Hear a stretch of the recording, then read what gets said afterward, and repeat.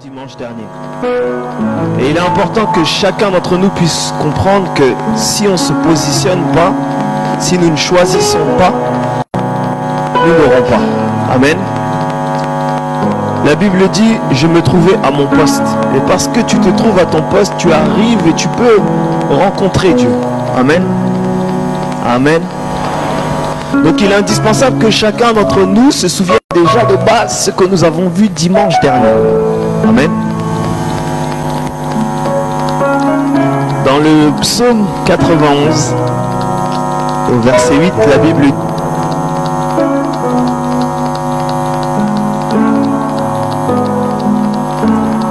au verset 8, 91, verset 8, psaume 91, verset 8, 7, verset 7, pardon, que 1000 tombent à ton côté et 10 000 à ta droite, tu ne seras pas atteint.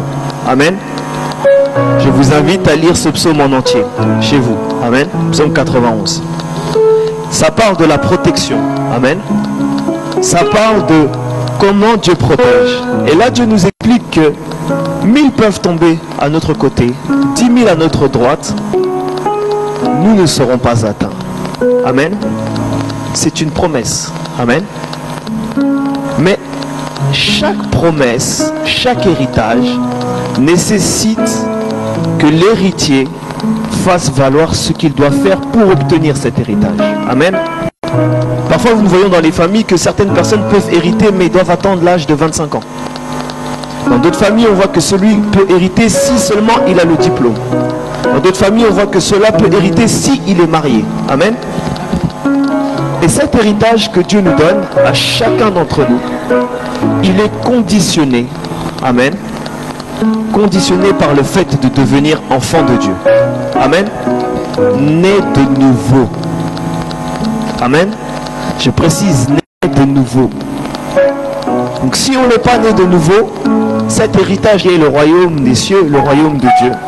Nous ne pouvons le saisir, nous ne pouvons y prétendre, nous ne pouvons pas le manifester. Amen. Ça c'était juste l'introduction, pour que chacun puisse comprendre là où nous allons. Lorsque nous regardons dans les dictionnaires la définition de sacrificateur, la Bible parle de... Enfin, le dictionnaire parle de prêtre ayant la charge de sacrifice. Amen. Prêtre ayant la charge de sacrifice. Lorsqu'on cherche dans la Bible nous dit, elle, dans Apocalypse 1 au verset 6, et qui a fait de nous un royaume des sacrificateurs pour Dieu son Père. Amen. Il a fait de nous un royaume, et dans ce royaume, des sacrificateurs pour Dieu son Père. Si on va dans Apocalypse au chapitre 5, au verset 9, la Bible nous dit, et il chantait un cantique nouveau, en disant, tu es digne de prendre le livre, d'en ouvrir le sceau, car tu as été immolé, tu as racheté pour Dieu par ton sang des hommes de toute tribu, de toute langue, de tout peuple, de toute nation. Et tu as fait d'eux un royaume et des sacrificateurs pour notre Dieu, et ils régneront sur terre. Amen. Tous sommes rassemblés ici, nous savons que ça parle de Christ. Amen.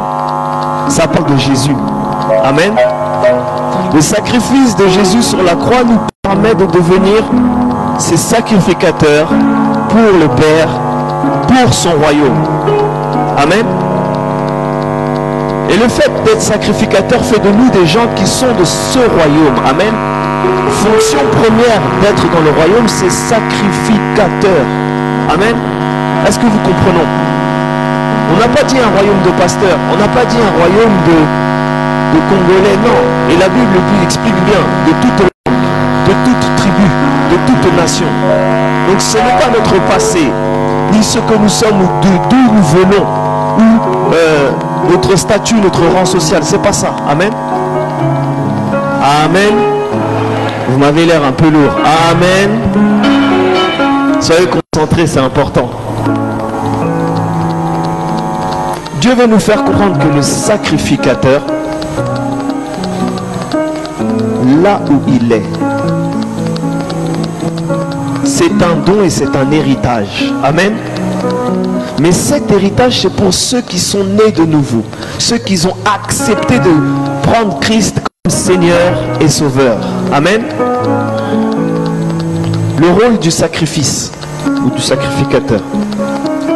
La Bible nous dit dans Ésaïe au chapitre 53 du verset 4 à 5. 53, Ésaïe 4 à 5. Cependant, ce sont nos souffrances qu'il a portées, c'est de nos douleurs qu'il s'est chargé, et nous l'avons considéré comme puni, frappé de Dieu et humilié. Mais il était blessé pour nos péchés, brisé pour nos iniquités. Le châtiment qui nous donne la paix est tombé sur lui, et c'est par ses meurtrissures que nous sommes guéris. Amen. Nous comprenons tous que ça parle de Jésus. Amen. Jésus-Christ a quitté son trône. Amen, car il est Dieu. Il s'est fait chair, afin que cette chair qui a été corrompue, en étant lui-même le sacrifice, qu'il nous accorde la vie, la nouvelle vie. Amen. Amen. Et lorsque nous lisons à la fin, on nous explique que par ses meurtrissures, nous sommes guéris.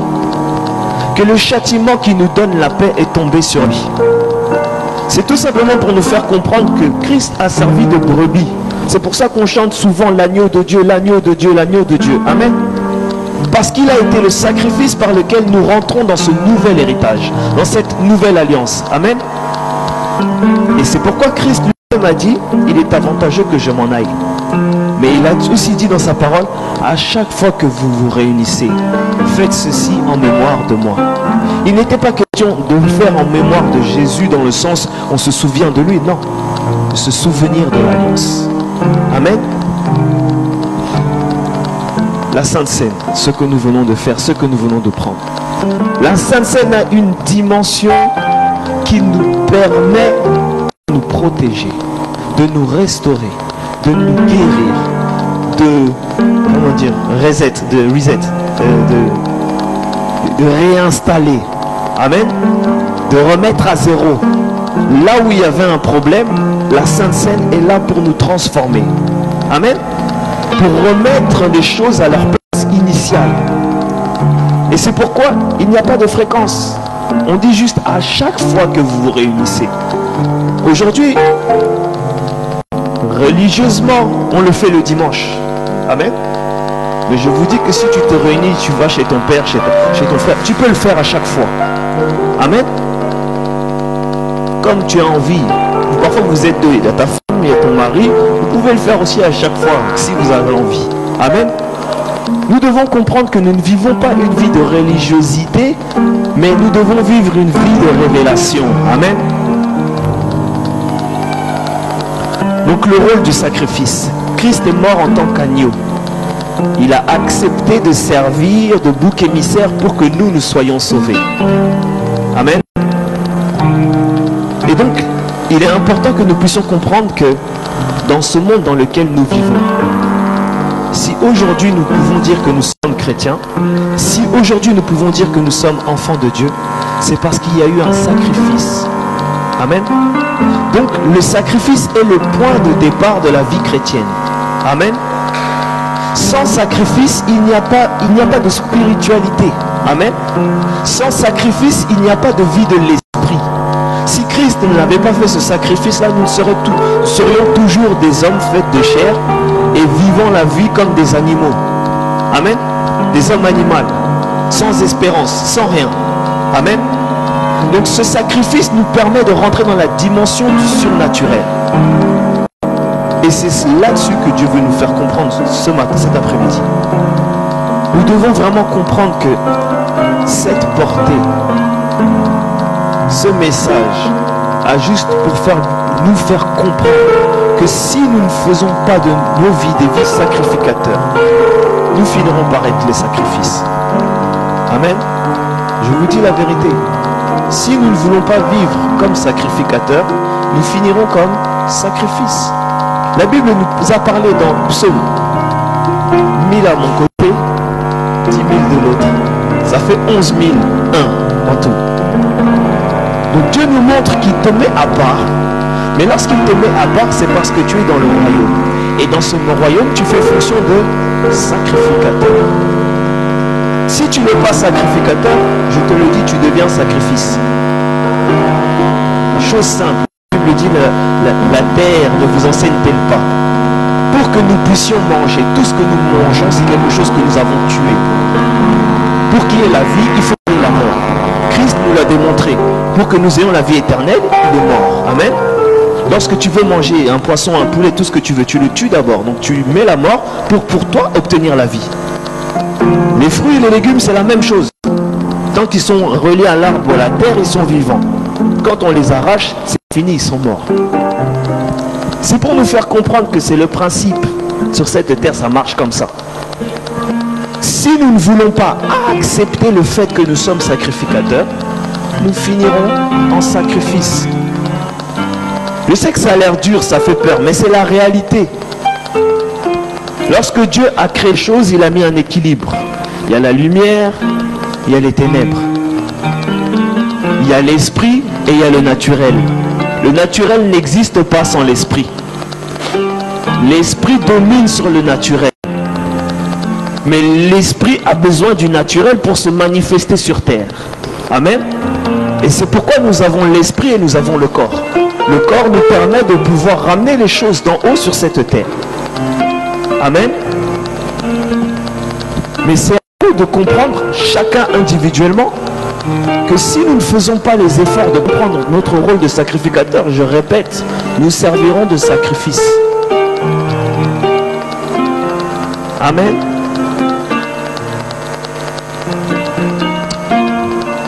Je repose la question que j'ai posée ce matin.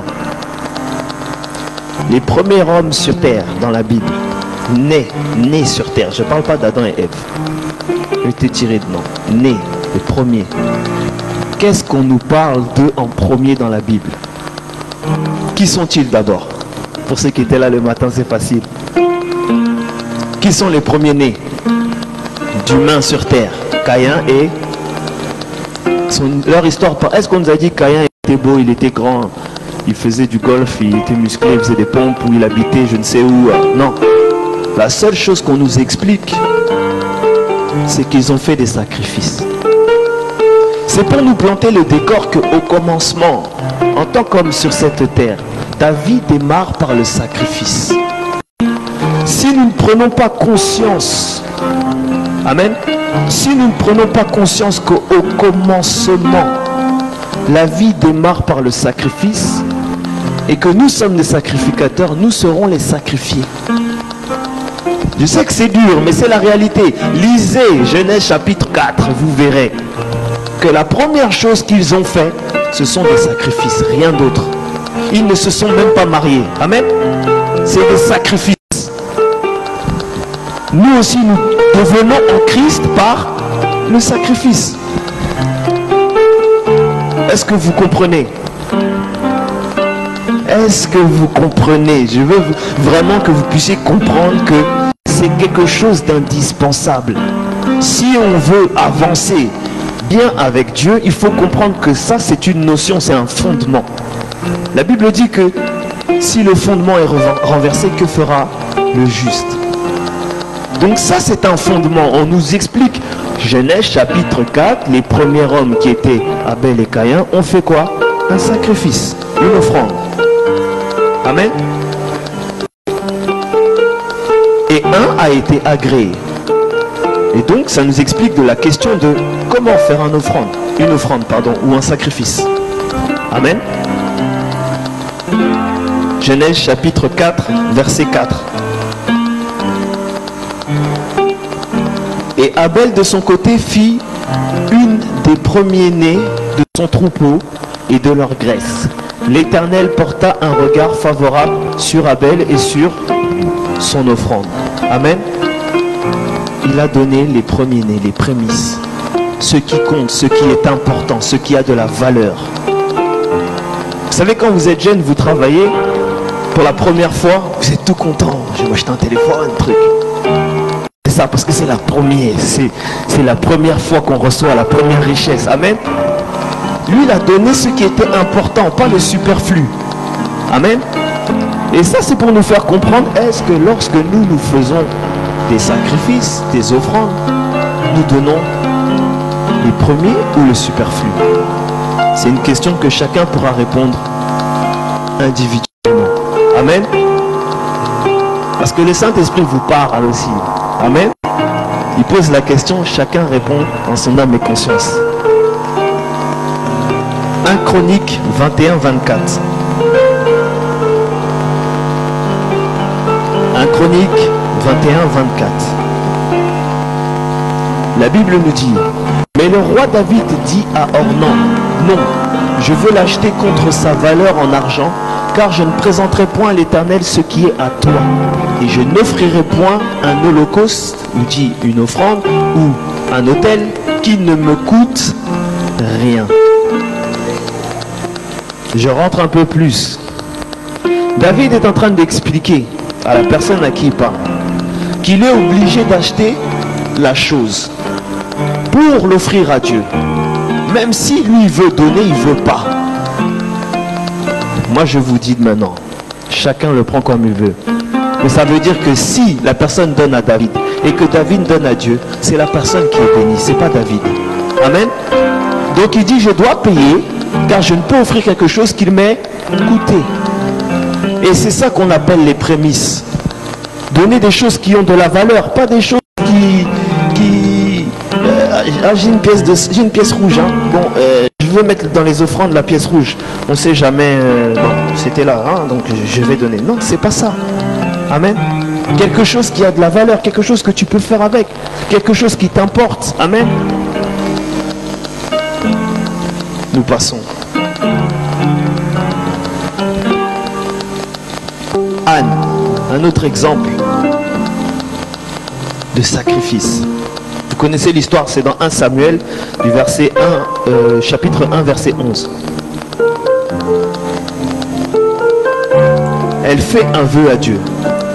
Elle fit un vœu en disant, l'Éternel des armées, si tu daignes regarder l'affliction de ta servante, si tu te souviens de moi et n'oublie point ta servante, et si tu donnes à ta servante un enfant mâle, je le consacrerai à l'Éternel pour tous les jours de sa vie, et le rasoir ne passera point sur sa tête. Amen.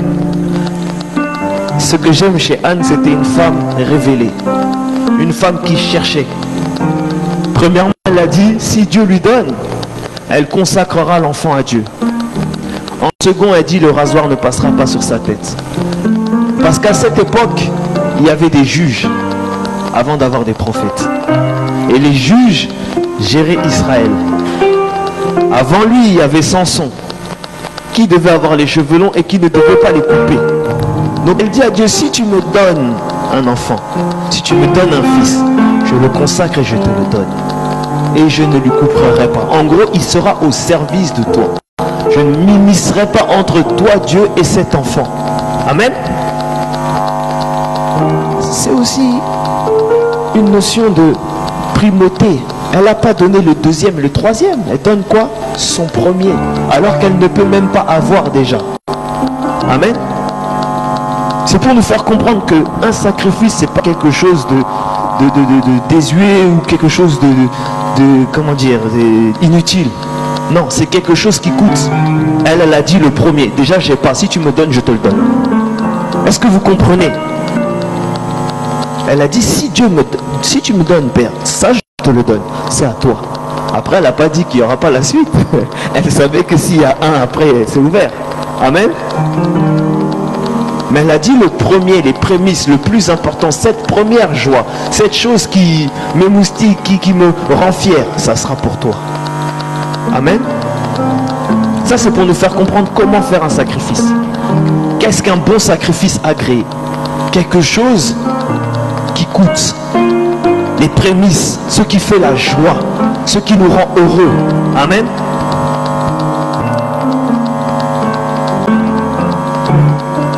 Après, la question, c'est quels sont les types de sacrifices qu'on peut faire. Parce que les gens se demandent, bon, ok, pasteur, ok, tu as dit sacrifice, mais qu'est-ce qu'il faut faire aussi? Je vais vous donner quelques points. C'est-à-dire, la liste n'est pas exclue, c'est-à-dire, tu peux aussi faire d'autres. Le premier point, c'est le temps. Le temps. donner du temps à Dieu. La Bible nous dit dans Éphésiens 5, verset 16. Éphésiens 5, verset 16. Rachetez les temps car les jours sont mauvais. Nous devons avoir la capacité d'offrir notre temps à Dieu. On donne du temps à quelque chose qui a de la valeur, quelque chose qui est important. Sinon, on ne donne pas son temps, on n'a pas de temps à perdre. Même, les hommes disent même que le temps, c'est de l'argent. Amen. 1 Thessaloniciens 5, 17.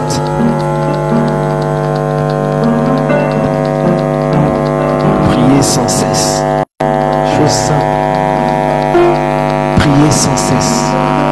Ça, c'est un sacrifice. On sait que naturellement, c'est compliqué. Mais c'est le premier des sacrifices qu'on peut faire, le temps. Ça ne nous coûte rien. Amen. Si ce n'est le temps, si ce n'est l'envie, même quand tu es fatigué, quand ton corps ne veut pas, non, tu te sacrifies. Amen. Ça, c'est le premier des sacrifices, le temps. Le deuxième, le corps. Romains 12, verset 1. Je vous exhorte donc, frères, par les compassions de Dieu, à offrir vos corps comme un sacrifice vivant, saint, agréable à Dieu, ce qui sera de votre part un culte raisonnable.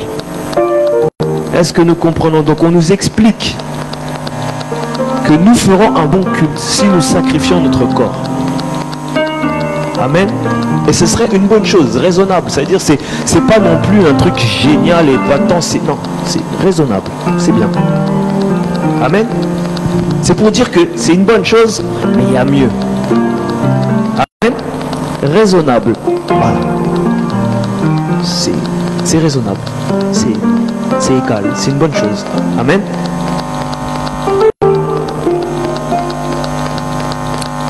Troisième point. Donner sa vie. Jean 15, verset 13. Jean 15, verset 13. Il n'y a pas de plus grand amour que de donner sa vie pour ses amis. C'est Jésus qui parle. Et lorsqu'il parle à ses disciples. Qu'il considère plus comme des disciples, mais qu'il considère comme des amis. Vous savez, quand on est jeune et qu'on est dans la fougue de la jeunesse, l'adolescence, pour les amis, on est capable de tout faire. Parce qu'on les aime d'un cœur sincère. Sans logique, sans intérêt, sans rien. S'il se fait taper ton ami, tu peux rentrer dans la bagarre et vous retrouver tous au commissariat, mais par amour tu l'as fait. Amen. Sans réflexion, sans rien, juste parce que tu l'aimes. Tu te dis non, je ne peux pas le laisser. C'est cet amour qu'on nous parle.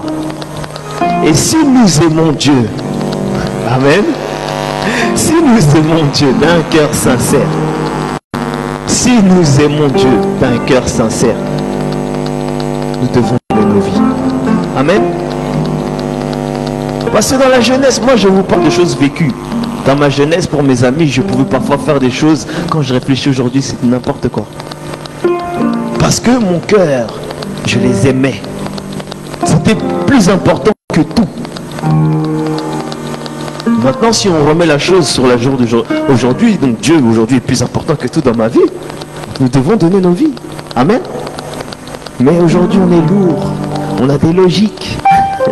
Il y a des choses qui disent oui, mais non, mais pas que, mais tu vois. Alors qu'avant, pour ton frère, pour ta soeur, pour ton ami, parfois même juste quelqu'un du quartier que tu aimes bien, qui vous rigolez bien, vous faites des bonnes blagues, tu es capable de donner ta vie. Amen. On nous explique tout simplement que il y a un moment, il faut être sincère avec Dieu. Amen. Il faut être sincère. Si on n'est pas capable de donner sa vie à Dieu, c'est que forcément, on n'aime pas autant qu'on le dit. Amen. Voilà les types de sacrifices qui peuvent être faits. En dehors des hôtels, comme on peut dire, offrandes ou financières. Amen. En dehors des biens. Voilà ce qu'on peut faire. Maintenant, chacun regarde dans sa vie si c'est fait, si c'est pas fait, si c'est à faire, comment faire. Amen. Chacun se connaît. On passe à un autre point. Qu'est-ce que ça apporte? Quel est le périmètre de ce sacrifice? À quoi ça sert? Amen. Parce qu'on a vu pourquoi il faut faire le sacrifice. On a vu quel type de sacrifice.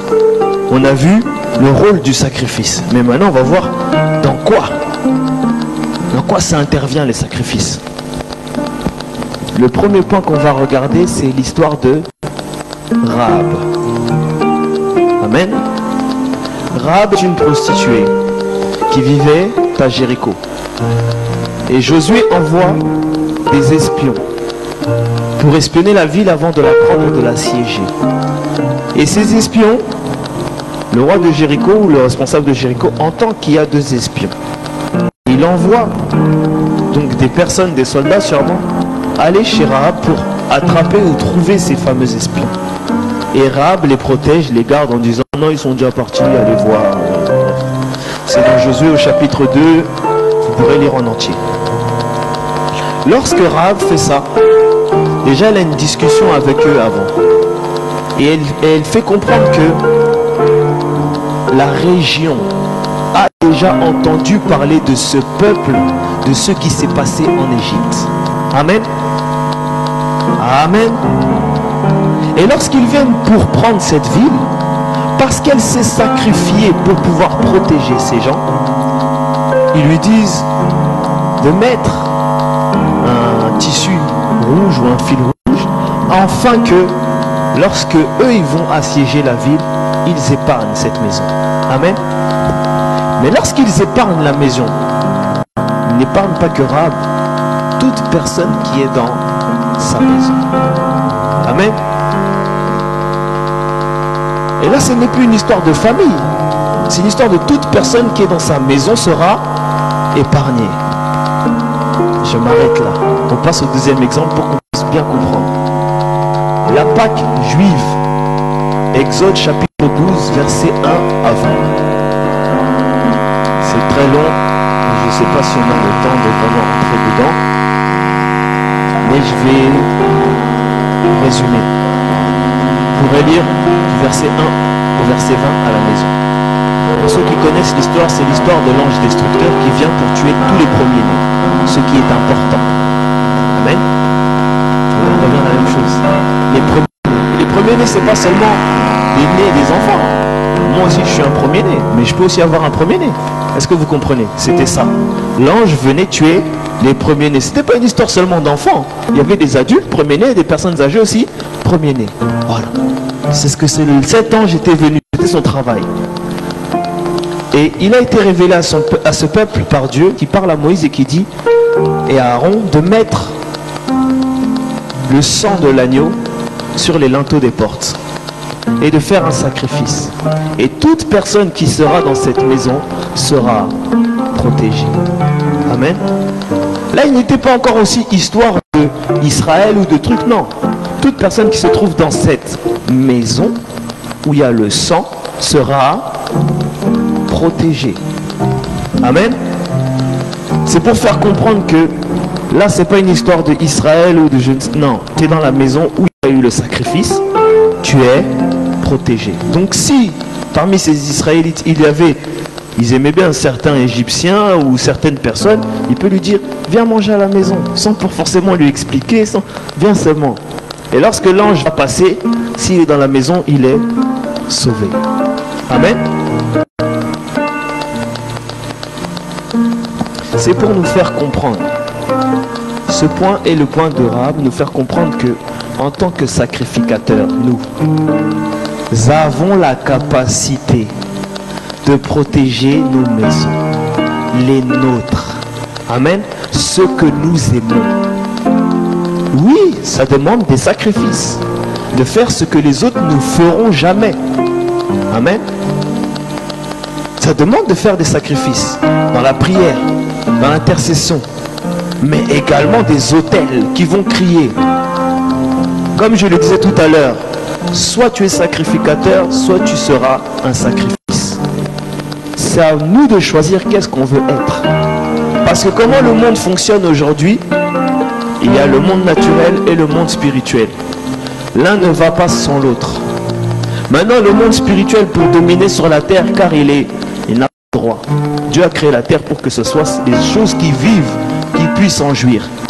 Les choses qui sont esprit vivent dans le monde surnaturel ou spirituel, si vous préférez. Mais maintenant, pour qu'ils puissent intervenir, il faut qu'ils aient un corps. C'est pour ça que Christ, Jésus, a dû avoir un corps sur cette terre pour pouvoir changer la chose. Amen. Parce que même lui, il était illégal s'il venait seulement en tant qu'esprit pour faire. Est-ce que vous comprenez? Et c'est comme ça que toute personne qui reçoit Christ comme Seigneur et Sauveur est sauvée. Parce qu'il n'a pas sauvé seulement les Juifs, il a sauvé toute une race, l'humanité, les hommes. Amen. Mais maintenant, ça c'est pour nous faire comprendre le principe des choses spirituelles.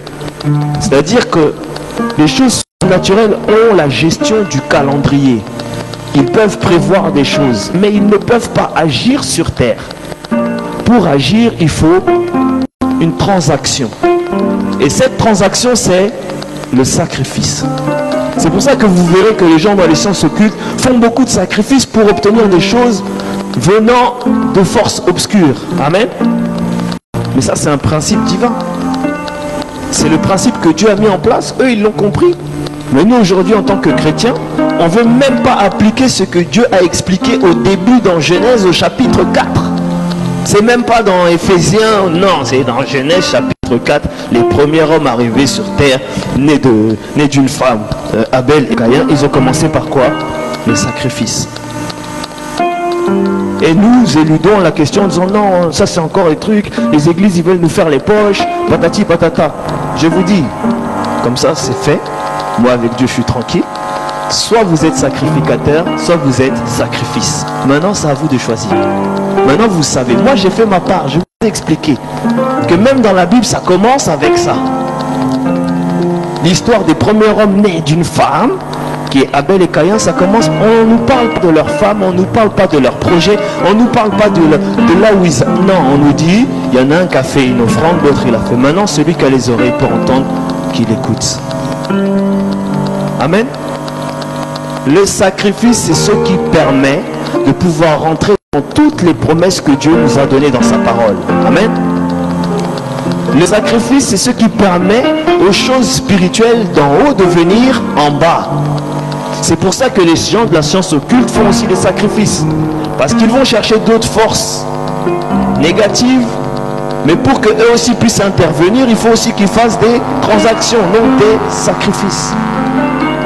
Mais nous, aujourd'hui, les chrétiens, on ne veut même plus faire les sacrifices. On n'a pas de temps pour Dieu. Nos vies, c'est nos vies. On commence à dire, non, mais moi, tu vois, les choses de Dieu, c'est bien, mais tu vois, les affaires, c'est les affaires. Les choses, les affaires, il n'y a pas Dieu. Les gens qui prospèrent, là, ils prospèrent avec les sacrifices. Et c'est pour ça qu'il y a très peu de chrétiens qui réussissent, parce qu'on ne peut pas marcher avec deux feux. Et à un moment, il faut choisir. D'autres même se disent chrétiens, mais ils ne le sont même plus. Si on regarde vraiment dans les profondeurs de ce qu'ils font pour arriver, chrétien c'est juste une façade. Amen. Dieu veut nous faire comprendre que nous devons prendre notre rôle de sacrificateur au sérieux. La Bible dit, il a fait de nous un royaume de sacrificateurs, pas de pasteurs, pas d'apôtres, pas d'évangélistes, non, un royaume de sacrificateurs. Le rôle du sacrificateur, c'est de faire quoi? Des sacrifices. Amen.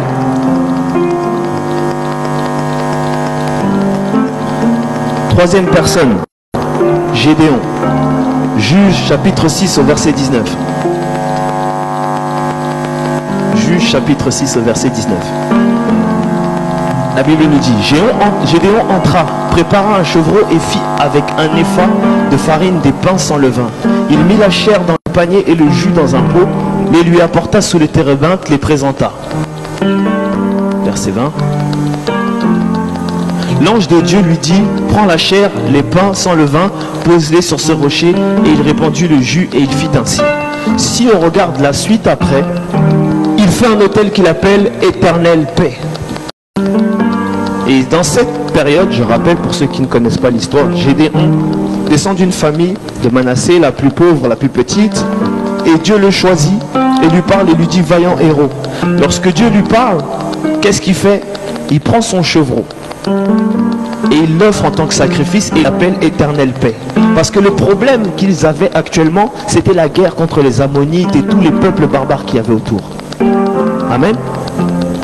Maintenant, si nous lisons Juge chapitre 6, toujours le verset 26 à 27. 26 à 27. C'est Dieu qui lui parle et lui dit: tu bâtiras un autel sur le haut de ce rocher, un autel à l'Éternel ton Dieu. Tu prendras le second taureau, tu offriras un holocauste avec le bois des idoles que tu auras abattu. Là, c'est Dieu. Parce que Dieu connaît les choses cachées. Gédéon ne connaissait peut-être pas l'importance ni la profondeur des choses spirituelles. Et donc Dieu lui fait même pas comprendre. Il lui envoie une mission. Il dit: écoute, tu vas prendre le taureau de ton père. Et tu prends le deuxième aussi. Tu vas les sacrifier. Tu vas aussi prendre les idoles là. Tu casses ça. Avec ça, tu fais le feu et tu vas faire l'holocauste. Mais tout à l'heure, nous avons vu quoi? Que David avait dit: je ne puis offrir à Dieu quelque chose qui ne m'a pas coûté. Donc si on comprend, c'est-à-dire que lorsque Dieu envoie Gédéon faire ça, c'était pour protéger sa famille. Parce que le premier des autels qu'il a fait, c'était juste pour la paix. Amen. Mais pour pouvoir briser les gens, les entités spirituelles qui demandent après Gédéon, après sa famille, après toutes ces choses, Gédéon n'avait pas conscience. Dieu lui dit: prends le chevreau de ton père, prends le bœuf de ton père. Amen. C'est pour nous faire comprendre que en fonction des circonstances, en fonction des combats, il y a des sacrifices à faire. Gédéon n'était pas conscient de peut-être ces choses. Il ne les comprenait pas. Il ne sait pas qu'il est affecté par ça. Mais Dieu lui dit: va prendre celui de ton père. Et il le sacrifie. Nous aujourd'hui, avec le recul, nous comprenons que Dieu voulait préserver la maison de Gédéon. Et c'est pour ça que nous parlons de maison. Dieu veut nous faire comprendre que celui qui fait le sacrifice et qui a autorité peut protéger tout ce qu'il y a autour de lui. Amen. Donc Gédéon, par ce sacrifice, il a permis à toute sa famille d'être protégée. Amen. Le premier qu'il a fait, c'était pour Israël. C'était pas pour lui. C'était pour la paix de Israël. Le deuxième, il le fait pour sa famille. Mais même lui, il n'est même pas conscient. Je ne sais même pas s'il était conscient. Il a juste obéi, il l'a fait. Et il ne s'est pas dit: ah là là, je vais prendre les cheveux, les bœufs de papa, quand il va voir ça, ça va chauffer. Non, il a appliqué. Amen. C'est pour nous faire comprendre que, déjà en tant que parents, nous avons une responsabilité. Comme j'aimais bien dire à mon père quand j'étais jeune, moi je n'ai rien demandé. Je suis venu sur terre parce que vous m'avez voulu en fait. Moi, j'ai rien demandé. Maintenant, ça veut dire quoi? Quand on est parent et qu'on est responsable, c'est à nous de faire les autels pour les enfants. Ah oui. Si on ne le fait pas, c'est de la chair à canon comme on dit. C'est du bétail. Et après c'est il est tout le temps malade, il a ceci. Mais parce que ton rôle de sacrificateur, tu ne le fais pas. Ah moi nango ayoka raté. Mais ton autel pour qu'il soit sage, pour que les esprits qui le tourmentent ne le touchent pas, tu l'as fait? Non. Amen. C'est à nous de comprendre qu'en fait, lorsque Dieu nous dit qu'on va dominer, qu'on va régner, c'est vrai, c'est réaliste. C'est l'héritage que nous avons reçu. Mais cet héritage a des conditions pour que nous puissions rentrer dans ce règne.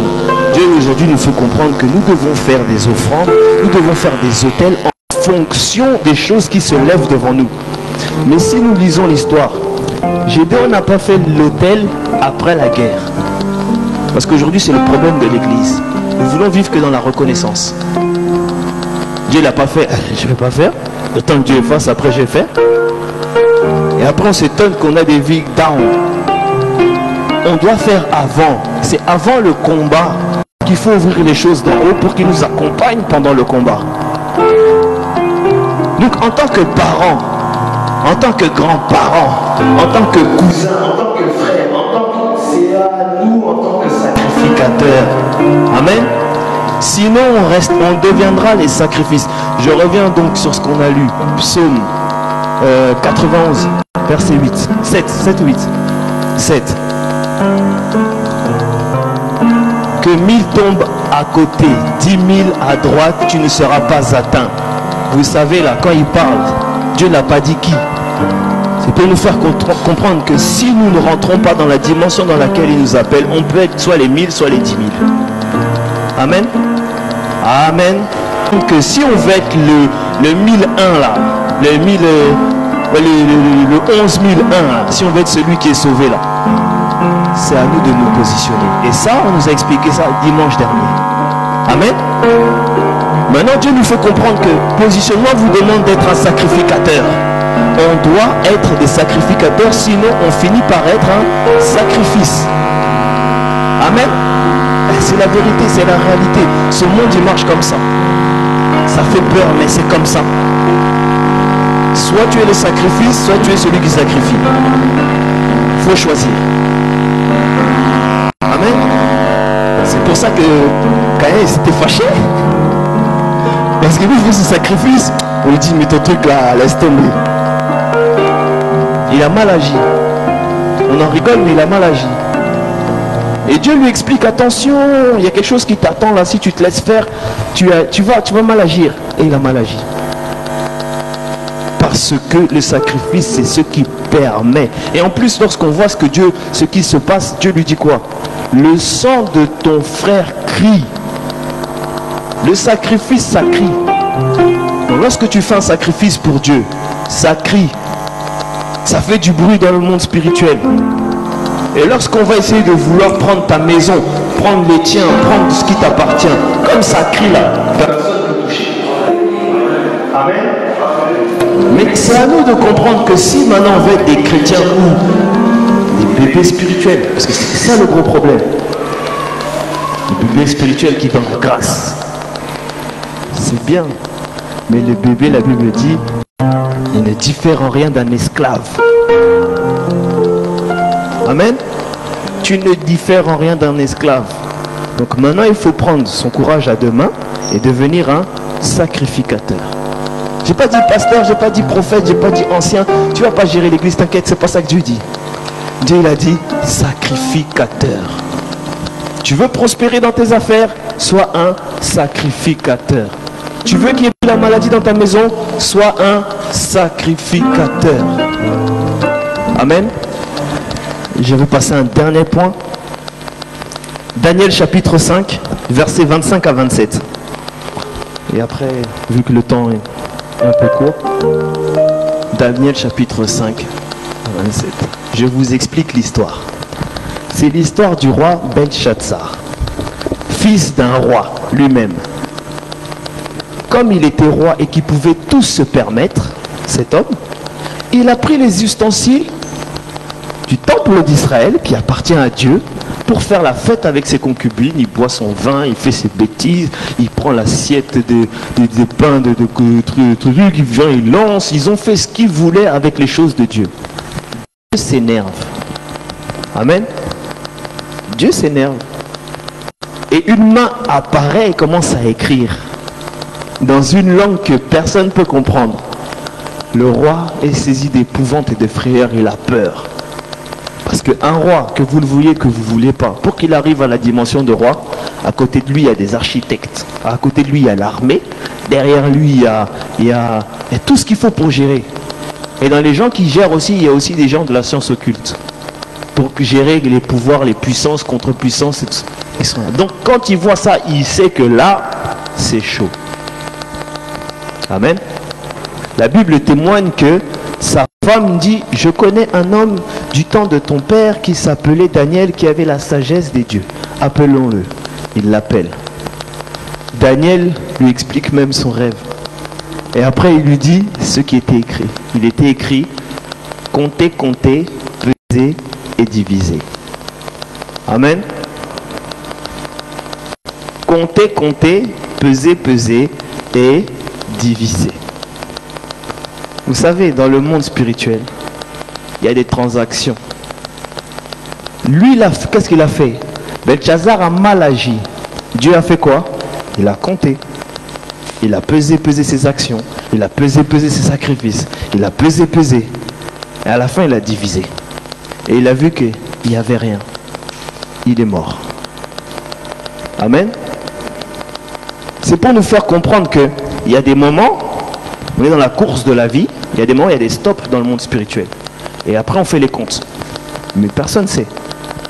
Peut-être certaines personnes sont au courant. Mais pour l'instant, je ne suis pas au courant. Donc il y a des moments où il y a des stops, on dit bon, on va peser. Aujourd'hui, c'est le jour de la pesée. Comme le combat de boxe. Si tu n'es pas au poids, tu ne peux pas combattre. Tu es disqualifié. Là, c'est pareil. Comptez, comptez. Amen. C'est pour nous faire comprendre que si nous voulons à chaque fois être au poids, être lourd, il faut faire des sacrifices. Ce roi-là n'avait rien fait pour Dieu. Et le jour où il a déconné, où il a mal agi vis-à-vis de Dieu, Dieu a compté. C'est-à-dire que Dieu n'a pas voulu faire un jugement hâtif en disant t'as mal agi, ça y est, t'es mort. Non. Il a dit bon, d'abord on va compter. En comptant, il dit il est léger. Bon, on cherche autre chose. On pèse. Là aussi. Bon, si on divise, peut-être il reste quelque chose. 0 par 0, 0. Amen. C'est pour nous faire comprendre maintenant, est-ce que dans nos vies, chacun, c'est des questions que je pose pour que chacun regarde intérieurement et chez soi tu réfléchis. Est-ce que si Dieu doit peser, est-ce que si dans le monde spirituel on pèse ta vie, est-ce que tu es lourd? Si on compte, si on pèse, et à la fin on divise, qu'est-ce qui reste? Le temps tu l'as donné à Dieu? Je ne sais pas. Le corps tu l'as donné à Dieu? Je ne sais pas. Ta vie tu l'as donné à Dieu? Je ne sais pas. Le service même pour Dieu, tu fais? Je ne sais pas. C'est des questions que je pose. Chacun d'entre nous doit comprendre que c'est sérieux. Amen. Quand Dieu dit qu'il a fait de nous un royaume de sacrificateurs, ce n'est pas des danseurs. Il n'a pas fait un royaume de louanges. Non, un sacrificateur. Oui, à la louange. Mais notre rôle premier, c'est sacrificateur. Et l'histoire de la Pâque, si nous lisons même, la Bible dit que Dieu dit qu'à partir de la Pâque, ce mois-ci sera le premier mois. Pour vous. C'est-à-dire que dans votre calendrier, des choses que vous faites, la Pâque, c'est ce qui passe en premier. C'est ce qui fait débuter votre calendrier. Donc, en gros, si tu fais un projet, la première des choses qu'il faut faire, c'est la Pâque. Comme ça, le calendrier de ton projet va bien se passer. C'est ce que ça veut dire. Mais maintenant, beaucoup de gens sur Terre, beaucoup de chrétiens commencent des affaires, vont à l'école, ils font des enfants qui naissent, tout ce que vous voulez. C'est le début de leur calendrier. Est-ce que les sacrifices sont là? Amen. Est-ce que la Pâque est là? Et après, la Bible nous explique que la Pâque, son rôle, c'est que toute personne qui rentre dans la maison de ceux qui ont fait les sacrifices sont sauvés et épargnés. Maintenant, la question, est-ce que nous avons fait ces sacrifices? Parce que on en revient à la base. Dieu lui-même, dans son infinie grandeur, splendeur, tout ce que lui-même s'est sacrifié lui-même pour que nous puissions être sauvés. C'est-à-dire que même ce que nous prétendons être, nous le sommes parce que ça commence par un sacrifice, pas par autre chose. C'est-à-dire qu'il nous explique la voie de manière surnaturelle. Il nous explique la voie de manière naturelle avec Abel et Caïn. Et jusqu'à aujourd'hui, on ne veut pas comprendre. Amen. S'il y a la maladie, s'il y a la pauvreté, s'il y a l'échec, s'il y a le combat, s'il y a la stérilité parfois, s'il y a toutes ces choses, c'est parce qu'on ne veut pas poser les bons fondements. Amen. Et quand c'est l'heure des comptes là dans le monde spirituel, ça pèse, ça compte, ça divise, néant, zéro. Amen. C'est pour nous faire comprendre que soit on est le 1 qui est sauvé, soit on est les 1000, soit on est les 10 000. Il n'y a pas d'autre solution. Dieu l'a dit plusieurs fois. C'est une révélation. Le livre d'Apocalypse, c'est des révélations. C'est des choses cachées que Dieu ne pouvait pas dire à tout le monde parce que si les gens comprennent, ils risquent aussi d'essayer de faire les choses à leur manière. Dieu, il a révélé à ses enfants. Il dit, bon, voilà, je vous révèle. En fait, oui, vous êtes co-héritiers, mais en fait, c'est pas ça. Vous êtes co-héritiers, mais en fait, en étant co-héritiers, c'est pour être des sacrificateurs. Comme ça, si vous faites les sacrifices, tout ce qui va vous arriver, rien ne pourra vous atteindre, rien ne pourra vous nuire. Toutes les promesses que j'ai données, elles vont s'impliquer dans vos vies. Mais aujourd'hui, chacun d'entre nous, est-ce que nous faisons les sacrifices? Amen. Et dernière des choses, la Bible dit dans Jean chapitre 3, au verset 5. Et j'arrêterai par là. Jean chapitre 3, au verset 5. Jésus répondit, en vérité, je te le dis, si un homme n'est doué d'esprit, il ne peut rentrer dans le royaume de Dieu. Donc, tout ce qu'on a vu là, déjà si tu n'es pas baptisé, zéro. Si tu n'es pas... C'est même pas... Je préfère être clair, comme ça, oui, je vous dis, La Bible dit, en vérité, je te le dis, si un homme ne naît d'eau et d'esprit, il ne peut rentrer dans le royaume de Dieu. Si tu ne peux rentrer dans le royaume de Dieu, tout ce qu'on vient d'expliquer là, c'est même pas pour toi. Donc tu es déjà dans la partie de la chair à canon. Toi, tu es le sacrifice. Maintenant, j'espère pour toi que là où tu habites, que ton papa, que ta maman, eux soient dans le sacrifice. Amen. Parents, voilà vos responsabilités. Lorsque vos enfants ne sont pas en âge et qu'ils ne comprennent pas, ils ne veulent pas comprendre, ils sont têtus, trucs. Nous devons faire les sacrifices. Sinon, ils vont passer. Parce que nous, peut-être, nous prions. Mais dans nos familles élargies, là, il y en a, ils ne se gênent pas. Il y en a, ils ne se gênent pas. Ils appellent le sang. Oui, bon, il faut que tu fasses ton sacrifice. Ah, bon, il reste qui? Qui est accessible? On regarde, qui prie pas? Qui prie pas? Bon, bah chrétien, là, c'est compliqué. Qui s'amuse encore dans sa vie? Qui prend la vie à la légère? Et puis, ils volent la nuit, ils vous cherchent. Tout ça, il y a des personnes qui viennent parfois vous voir avec des phrases. Il faut faire attention. C'est Dieu qui veut vous faire comprendre. Des gens qui viennent parfois vous dire, qui ne prient pas. Avec des phrases parfois spirituelles en disant, mais toi, je ne comprends pas. T'es qui, toi, en fait? Quand les gens vous posent ce genre de questions, c'est pas qu'ils veulent, ils veulent savoir quelle entité spirituelle se cache derrière. Parce que parfois, la nuit, quand ils viennent, ils ne vous trouvent pas. Maintenant, ça veut dire quoi? C'est qu'il y a des gens qui essayent, il y a des gens qui cherchent. Maintenant, si nous ne rentrons pas dans l'alliance du sacrificateur, si nous faisons, on va passer lentement, mais sûrement. C'est à nous de prendre conscience que nous avons la capacité de protéger. Et en plus, la Bible explique, hein, Rahab, ce n'était pas une histoire de famille. Non, toute personne qui est dans la maison. Pareil, la Pâque. Ça veut dire que même ton voisin, si tu fais les sacrifices, tu peux le protéger. Même ton neveu, ta tante, qui tu veux, tu peux. Amen. Que le nom du Seigneur soit glorifié.